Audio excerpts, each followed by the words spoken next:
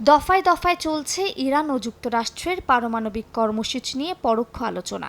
আগের দুইবারের মতো এবারও যুক্তরাষ্ট্রের প্রেসিডেন্ট ডোনাল্ড ট্রাম্পের বিশেষ দূত স্টিভ উইটকফ ও ইরানের পররাষ্ট্রমন্ত্রী আব্বাস আরাঘচির মধ্যে সরাসরি কোনো আলোচনা হয়নি। ওমানের রাজধানী মাস্কাটে তেহরান ও ওয়াশিংটনের মধ্যে 6 ঘণ্টা ব্যাপী চলে পরোক্ষ আলোচনা।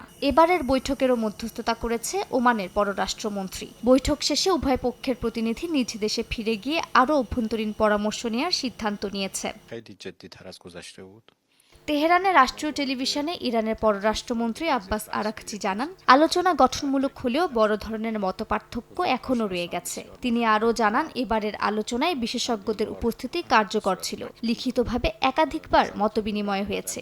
পরের বৈঠকে আন্তর্জাতিক পারমাণবিক শক্তি সংস্থা যুক্ত হতে পারেন বলে আশা প্রকাশ করেছেন আরাঘচি। তবে তিনি স্পষ্ট করে দেন, এই আলোচনায় শুধুমাত্র পারমাণবিক কর্মসূচি ও নিষেধাজ্ঞা প্রত্যাহার ইস্যু নিয়ে আলোচনা হয়েছে। মিসাইল বা প্রতিরক্ষা বিষয়াদি এই আলোচনার এজেন্ডা নয়।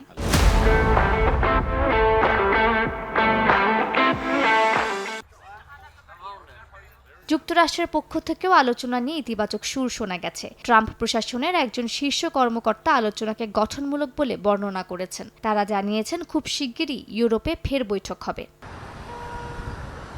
ওমানের পররাষ্ট্রমন্ত্রী জানিয়েছেন, চতুর্থ দফার আলোচনা আগামী শনিবার অনুষ্ঠিত হবে। স্থান ও সময় নির্ধারণ করে পরে জানানো হবে। তেহরানের রাস্তায় সাধারণ মানুষের মধ্যে মিশ্র প্রতিক্রিয়া লক্ষ্য করা গেছে। কেউ কেউ আশা দেখছেন, আবার কেউ মার্কিন উদ্দেশ্যের বিষয়ে সন্দেহ প্রকাশ করেছেন।